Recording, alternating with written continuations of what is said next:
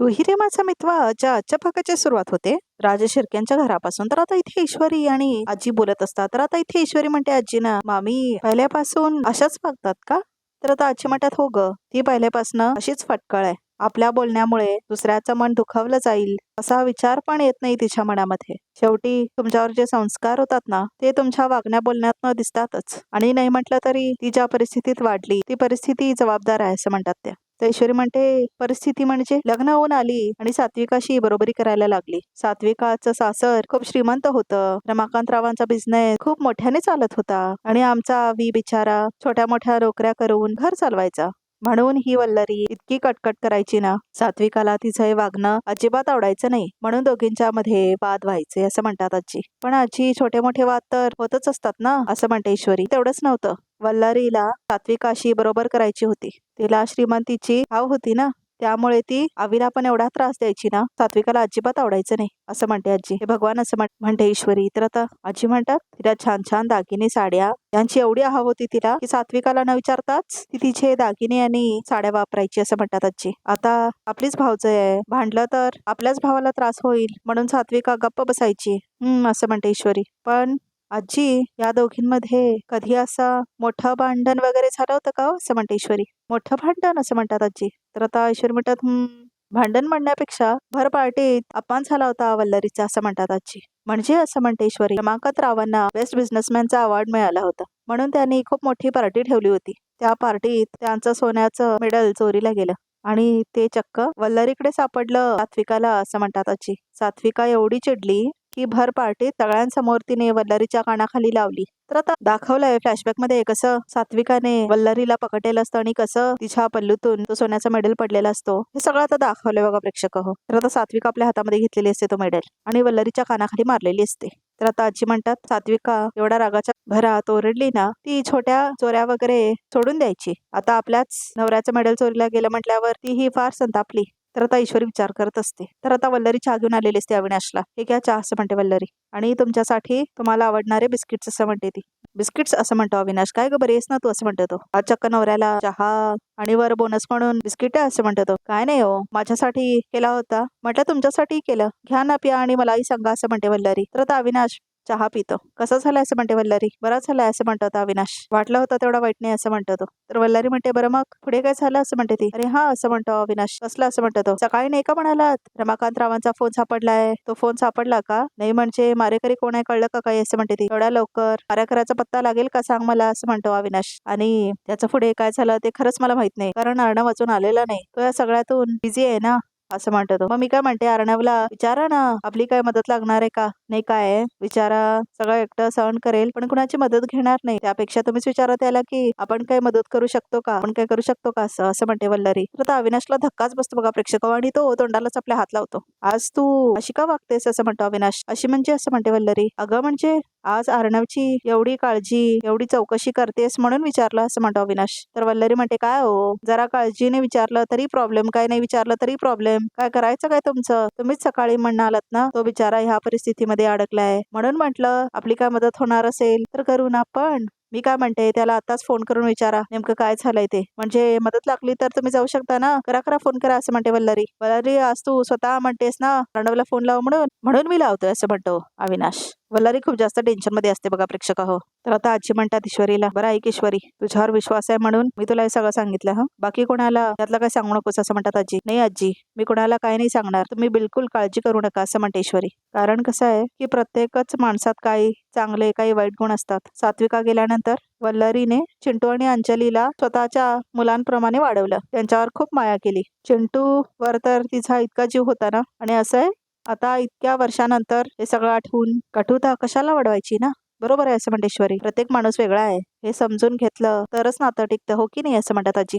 असं म्हणते ईश्वरी. आजी, तुम्ही बिलकुल काळजी करू नका, मी नाही सांगणार कोणाला असं म्हणते ईश्वरी. असं म्हणतात आजी. बरं तुम्ही चहा घ्या, मी जेवणाची तयारी करते असं म्हणते ती. हो असं म्हणतात आजी. तर आता ईश्वरी निघून जाते तिथून बघा प्रेक्षक, आणि आजी तिथेच बसलेले असतात आपल्या खोलीमध्ये. तर आता इथे अविनाश आणि वल्लरीला दाखवलंय. बरं अर्णव असं म्हणतो आणि फोन ठेवतो आता अविनाश. तर काय हो, काय म्हणाला असं म्हणते वल्लरी. अगं असं म्हणतो अविनाश, आपला अर्णव जी मॉल मध्ये गेलाय मोबाईल रिपेअरी शॉप मध्ये असं म्हणतो तो. तिथे त्यांनी भाऊजींचा मोबाईल रिपेअर करायला दिलाय. तो एकदा रिपेअर होऊन आला की त्या मोबाईल मधला डेटा रिकवर होईल आणि मग मारेकराचा पता लागलाच म्हणून समज असं म्हणतो अविनाश. तर आता खूप भीती वाटत असते वल्लरीला. देवा देवा असं करत असते ती. देवा लवकरात लवकर मारेकराचा शोध लागू दे बाई असं म्हणून वल्लरी ड्रामा करायला लागते अविनाश समोर. असं म्हणतो अविनाश. तर आता वल्लरीला खूप जास्त टेन्शन आलेलं असतं. तर आता इथे दुपारचीच वेळ असते. तर आता त्या शॉपमध्ये तो माणूस रिपेरी करत असतो. तेवढ्यातच आता वल्लरी येते.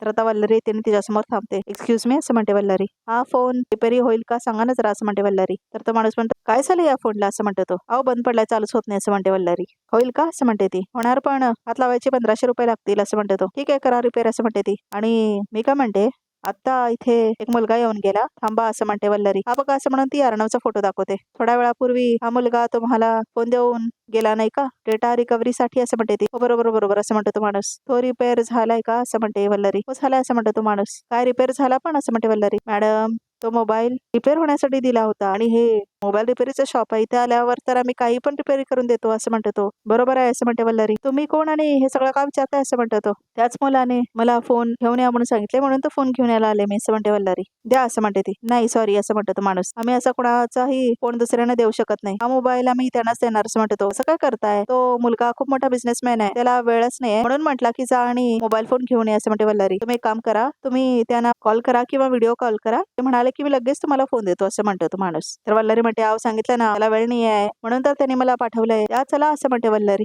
नाही मॅडम नाही देऊ शकत असं म्हणतो तो. ए शाण्या असं म्हणून ओरडते वल्लरी. छानपणा करायचा नाही तर असं म्हणते ती. ओ मॅडम कुणाला धमकी देताय असं म्हणतो तो माणूस. तोंड सांभाळून बोला. नाही द्यायचाय तुम्हाला मोबाईल जा असं म्हणतो तो. सॉरी सॉरी असं म्हणते वल्लरी. सॉरी मी जरा रागाच्या भरात जरा जास्तच बोलून गेले सॉरी असं म्हणते वल्लरी.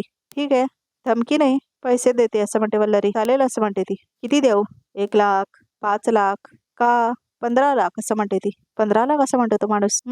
एका मोबाईल साठी 15 लाख खूप आहेत नाही असं म्हणते वल्लरी. अहो पण माझी एक अट आहे ते 15 लाख घ्यायचे आणि गाव गाठायचं. हवं तर तिथे बिझनेस चालू करायचा पण आत्ताचा आता इथून आउट असं म्हणते वल्लरी. रफा दफा व्हायचं आणि हो मोबाईल नंबर पण बदलायचा असं म्हणते वल्लरी. चालेल असं म्हणतो तो माणूस. मोबाईल असं म्हणते ती. किती पैसे तर द्या असं म्हणतो तो. जास्त शहाणे तर तुम्ही पण आता असं म्हणते वल्लरी. तर आता वल्लरी पैसे काढते. हे बघा 1 लाख रुपये ऍडव्हान्स असं म्हणते वल्लरी. बाकीचे सगळे तुम्ही हे सगळं बोरा बिस्तारा गुंडाळून गेल्यावर मिळतील त्याच्यासाठी तुमचा अकाउंट नंबर वगैरे द्या असं म्हणते ती. पैसे ट्रान्सफर होतील लगेच असं म्हणते ती. नक्कीच पण विश्वास ठेवू ना तुमच्यावर असं म्हणतो तो. अर्थात पैसे दिलेत असं म्हणते वल्लरी. आता द्या मोबाईल असं म्हणते ती.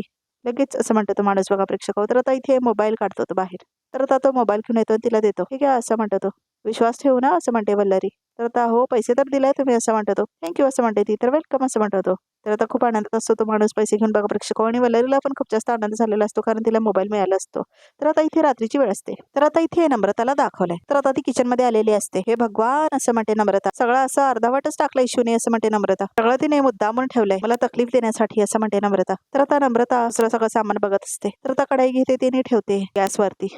तर आता इथे भाजी तोडत असते नम्रता. तर आता आकाश येतो. तर आता तो येतो आणि तिच्या बाजूला थांबतो. तर आता तो तिच्या बरोबर रोमॅन्स करत असतो. आकाश असं म्हणते नम्रता दूर वा. तर आता तो परत तिला जवळ घेतो. आकाश असं म्हणून ती ढकलते त्याला. हे बघा मला खूप काम आहेत आणि मला अजिबात तुमच्याशी बोलायची इच्छा नाही. माझा खरंच मूड नाही आकाश प्लीज असं म्हणते नम्रता. केव्हा चांगला असतो असं म्हणतो आकाश. हो का लग्न झाल्यापासून मोलकरीनच करून टाकलंय मला. कसा चांगला असेल माझा मूड. भाजी फक्त चिरून ठेवले. इशूने सगळं अर्धवट काम केलंय आणि आता आम्ही आहे सगळं करण्यासाठी असं म्हणते नम्रता. काय ना हे सगळं तर का तिला करायचंच नव्हतं मग हे तिने का केलं. मी केलं असतं ना असं म्हणते नम्रता. ईश्वरी तिने म्हणते ताई काय झालं असं म्हणते ती. काय होणार आहे रोजच असं म्हणते नम्रता. नाही मी ऐकलं ताई मी सगळं मुद्दाम टाकून गेलेले नाही. मी काय मुद्दाम केलं नव्हतं. मी आजींना चहा द्यायला गेले होते असं म्हणते ईश्वरी. इशू असं म्हणते नम्रता. स्वतःची बाजू सावरायची म्हणून हे सगळं बोलतेस ना तू असं म्हणते ती. मला असं करायची काहीच गरज नाही आणि मी कुठे म्हणाले ग की तू करायला हवंस म्हणून. आपलं कधी बोलणं पण झालंय का. तू परस्पर कसं ठरवून टाकलंस की हे सगळं मी मुद्दाम करते म्हणून असं म्हणते ईश्वरी. नम्रता असं म्हणतो आकाश. आय अग्री असं म्हणतो तो. तू प्लीज मिसअंडरस्टँड करून घेऊ नकोस असं म्हणतो आकाश.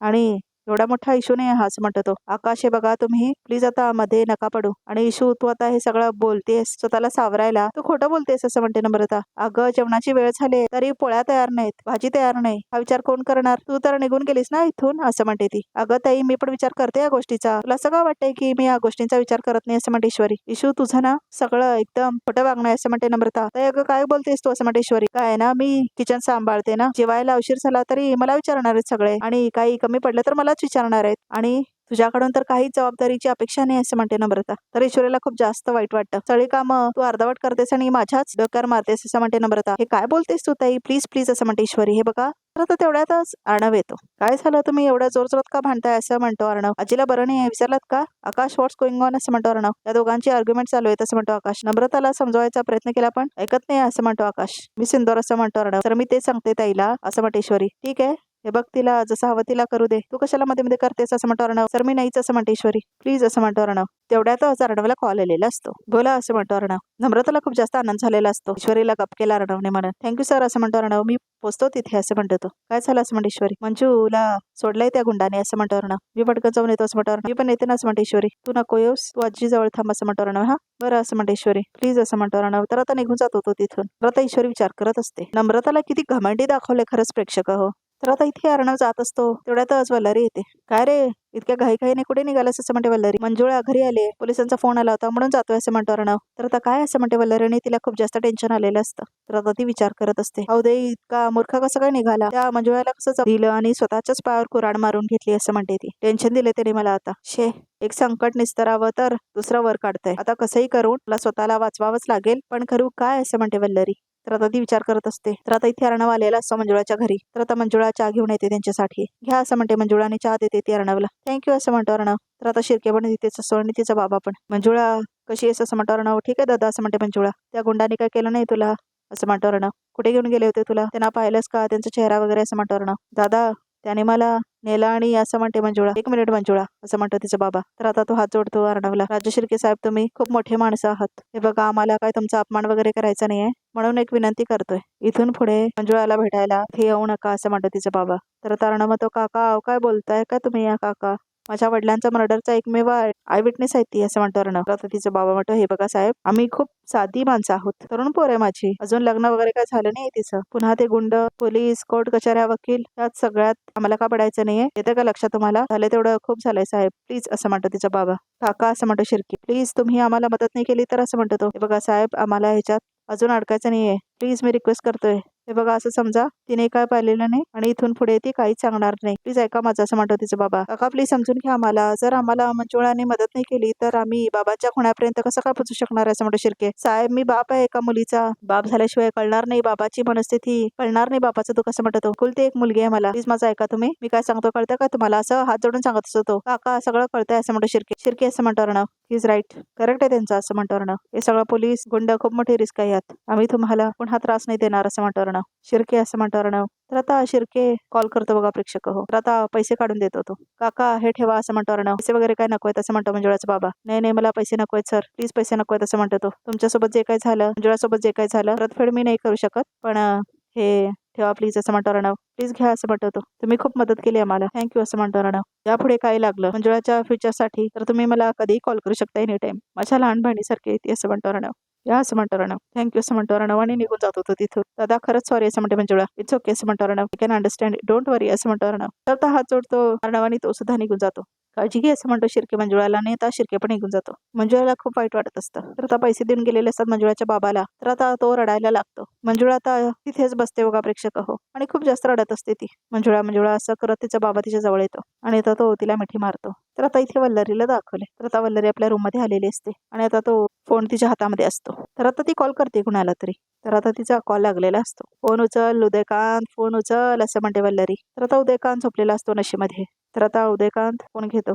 बोल असं म्हणतो उदयकांत. हॅलो काय हॅलो. ती मंजुळा नाच्या तावडीतून सुटली कशी आणि इतका मोठा प्रॉब्लेम होणार माहितीये तुला असं म्हणते ती. मी काय करू तुझा प्रॉब्लेम घेऊन असं म्हणतो उदयकांत. तो अर्णव मंजुळाच्या घरी गेलाय, आता ती त्याला सगळं सांगणार आणि आता तो कुठल्याही क्षणी ज्यापर्यंत पोहोचेल असं म्हणते ती. हे बघ त्या गुंडानं द्यायला माझ्याकडे पैसे नव्हते, मग सुपारी कॅन्सल केली, सोडून दिलं तिला, म्हणून मागत होता ना तुझ्याकडे पैसे, तू नाही दिलेस तर मग मी काय करणार असं म्हणतो तो. बोल ना तू असं म्हणतो उदयकांत. हे उदयकांत हे तू मुद्दामून करतोयस हा आता, कारण तुला माहिती आहे ना काही झालं तरी घुमून फिरून कुठे ना कुठेतरी सगळं माझ्यावर येऊन थांबणार आहे. खरं सांग खरं सांग, तू सगळं मुद्दामून करतोयस ना पैसे उकळण्यासाठी असं म्हणते वल्लरी. तर आता उदयकांत म्हणतो तुला काय अर्थ काढायचाय तो काढ असं म्हणतो तो. ए आतापर्यंत काय कमी पैसे घातले का रे तुझ्या घशात? किती फायदा घेशील अजून असं म्हणते वल्लरी. हे बघ, ज्याचे हात दगडाखाली असतात ना त्याने जर पैसे मागितले तर द्यायचे असतात असं म्हणते उदयकांत. ए उदयकांत असं म्हणते वल्लरी. आता कुठे आहेस? पटकन सांग, तुझी लायकीच दाखवते बघ तू असं म्हणते वल्लरी. तू काय माझी लायकी काढतेस ग? तुझी काय लायकी आहे? दीड दमडीची बाई मोठ्या घरात लग्न करून आली म्हणून मास करते काय तू असं म्हणते उदयकांत. माझ्या भावाच्या पैशांवर डोळा होता, आता अर्णवच्या